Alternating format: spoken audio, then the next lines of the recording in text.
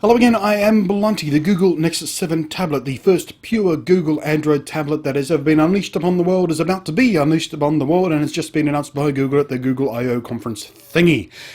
And the question I'm asking is, does it suck? Now, I normally reserve that does it suck title thing for direct reviews, and I haven't even laid hands, let alone laid eyes on this thing. It's only just been announced, pre-order starting now, and I'm sitting with my trigger finger over the pre-order button, and I can't make myself press it. And I'm trying to figure out why, because there are a lot of good reactions to it in the world at large, tech bloggers and tech pundits and commentators and general public, and everyone seems quite excited about it because it is an interesting little device. It's a lovely, light, small 7-inch Android device from Google. It's pure Google. No other company has fiddled with it like, Sony or Samsung or HTC. They've not gone in and got their claws into it and put their own layers on top of it. It's a pure Google experience, and the first pure Google experience available on a pure Google tablet.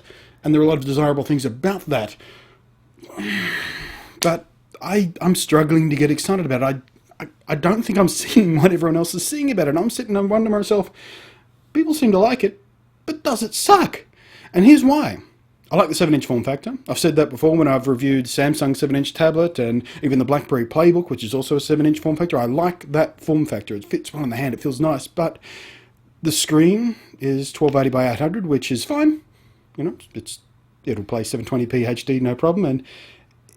But in this day and age, even that doesn't feel like a premium. It feels kind of low res. Once you're used to the Retina screens on the iPhone 4S and the iPad, the new iPad, it's kind of hard to go back to regular screens that don't have that Retina display. It doesn't have a rear camera at all. It only has a front-facing camera, and even that is only 1.2 megapixels. So that's just sitting there purely for the sake of Google video chats on Google+.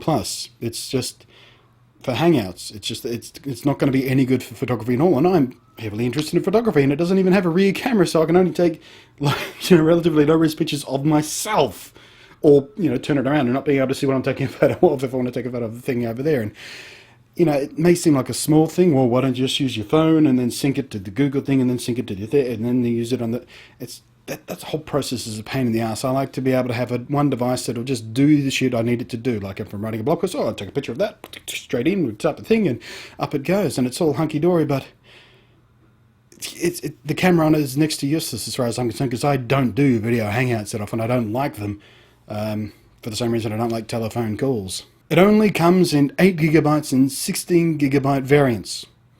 That's pissy by today's standards. There's a reason I went for the top end of the iPhone and the top end of the iPad, because I need as much storage as possible, because I do a lot of work with photography and videos, and I need lots of storage space to move stuff about. And speaking of moving stuff about, one of the things, if you go to any video I've ever done about Android or even about Apple devices, you'll see Android fanboys in there spouting on and on and on about how the iPad doesn't have an external memory card slot and the Android device does, and that's really, really important. And the Google Nexus 7 doesn't have that. There's no way to expand on the storage at all. It's Wi-Fi only.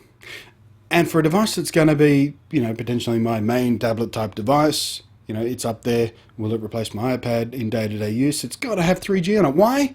Why can't I just share my internet connection from my phone?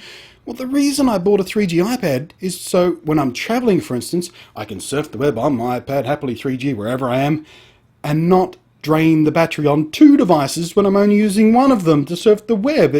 It's great for an emergency when I just need to check my email, I've got a Wi-Fi, you tether, and it's great for getting out that sort of stuff. But when you're using it properly out in the world, I want it to have its own 3G connection. So when it's doing its thing on 3G, it's only taking care of its battery and not draining the battery of the phone in my pocket as well, when all it's doing is sharing it drives the tethering thing just isn't practical for regular use.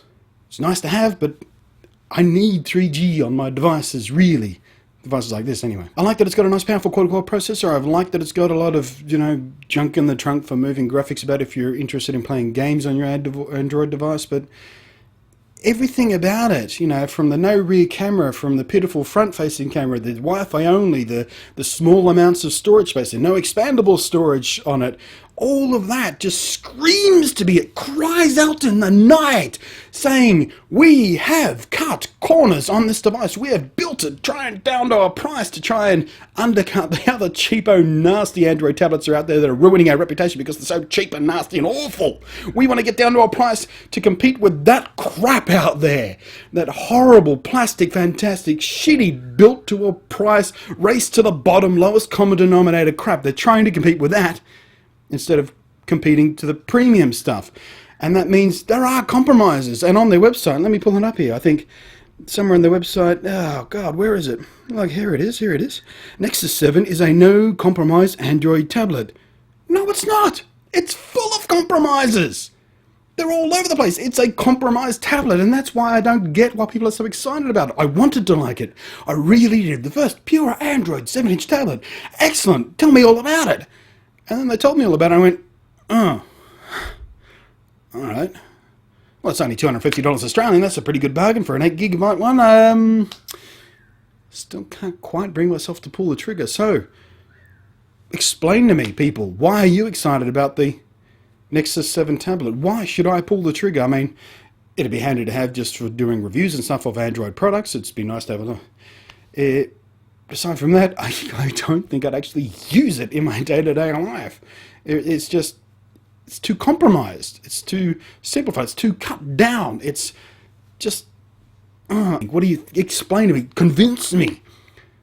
I've still got the play page loaded up with my mouse sitting over the pre-order now button. Explain to me why I should click that mouse. Tell me why. This thing isn't just full of compromises and a half-assed attempt to put a big brand in the low end of the market. Thanks for watching. I am Blunty, and I'll catch you next time.